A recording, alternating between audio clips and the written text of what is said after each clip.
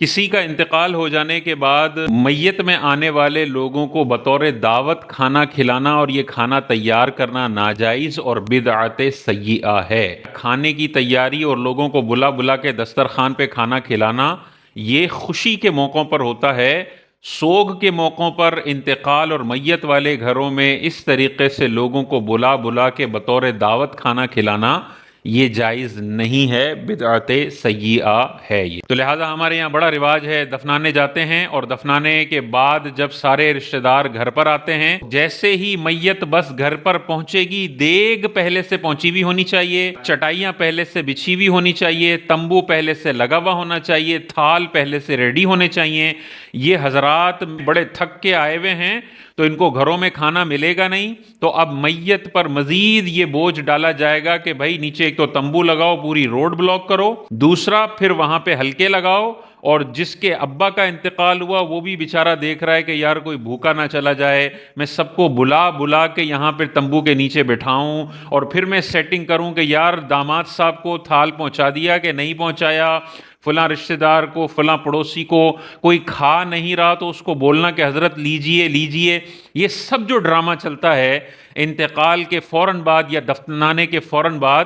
یہ شریعت میں اس کی کوئی اجازت نہیں ہے۔ یہ سوگ والا گھر ہے، یہاں پر جو کھانا بنے گا وہ گھر والے کھائیں گے، یا وہ بھی اگر نہیں بنا رہے تو ان کو کھانا پہنچایا جائے گا اور گھر والے کھائیں گے۔ یہ عجیب ڈرامہ لگایا ہوا ہے معاشرے کے اندر کہ انتقال کے فوری بعد کھانا بنتا ہے، اور اگر اس میں کسی رشتہ دار کو بلا کر عزت دے کر پوچھا نہ جائے تو وہ برا بھی مناتا ہے کہ بھائی میں تو فلاں کے ابا کے جنازے میں گیا تھا، دفنانے بھی گیا تھا، بعد میں انہوں نے صرف ایک دفعہ مجھ سے پوچھا کہ آئیے بیٹھیے کھانا کھائیے، دوسری دفعہ پوچھا بھی نہیں۔ شرم بھی نہیں آتی کہ یار تم ان کے ابا کا انتقال ہوا ہے، تم ان پر مزید بوجھ بڑھانے کے لیے وہاں پہ کھانے کے لیے بیٹھے ہوئے ہو اور وہ پوچھ بھی نہیں رہے تو تم کو برا بھی لگ رہا ہے۔ ان کے غم کا خیال رکھنا چاہیے، اور اس طرح کی دعوتوں کا جو اہتمام ہے وہ مکمل طور پر بند ہونا چاہیے۔ صرف گھر والے کھا سکتے ہیں، اور اگر کھانا تیار کیا گیا ہے تو اس کو فقیر کھا سکتے ہیں، ظاہر ہے پھینکنے میں تو نہیں ڈال سکتے نا، فقیر کھائیں گے، گھر والے کھائیں گے، سیٹھوں کو، پیسے والوں کو، غنی لوگوں کو یہ کھانا کھانا جائز نہیں ہے۔ ہاں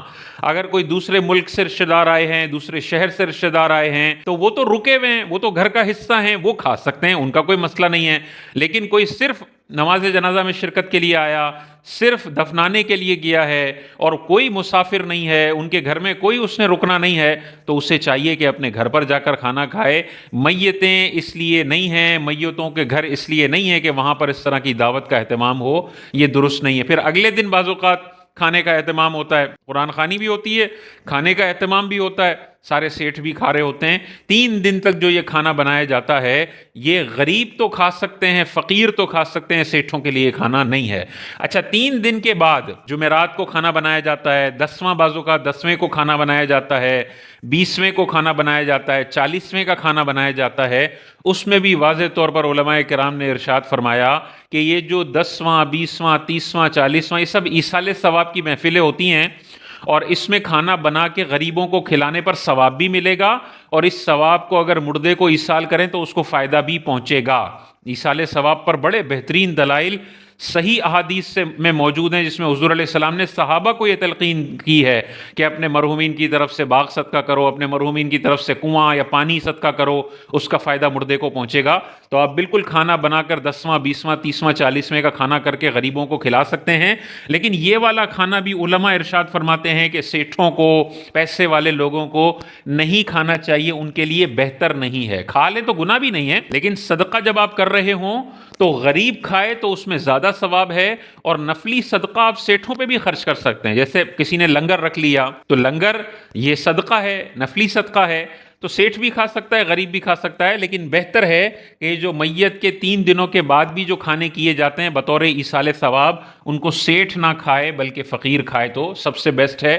سیٹھ بھی کھا لے تو کوئی گناہ نہیں ہے، لیکن اس کے لیے بہتر نہیں ہے۔ تو یہ جو 3 دن کے اندر اندر کھانا بنایا جاتا ہے، اس کا بڑا رواج ہے، اس کی حوصلہ شکنی کرنے کی ضرورت ہے۔ بہت سارے لوگ صرف ذلت سے بچنے کے لیے کہ یار پھر لوگ کیا کہیں گے کہ انہوں نے اپنے ابا کے انتقال کے بعد کھانا بھی نہیں بنوایا، تو بھائی لوگوں کو کہنے دیجئے، لوگ آئیں دفنانے کے بعد، آپ کہیں بھئی آپ نکل جائیں یہاں سے، کوئی کھانے وانے کا اہتمام نہیں ہے، تو 2-3 باتیں کریں گے، لیکن یہ رسم ختم ہونی چاہیے۔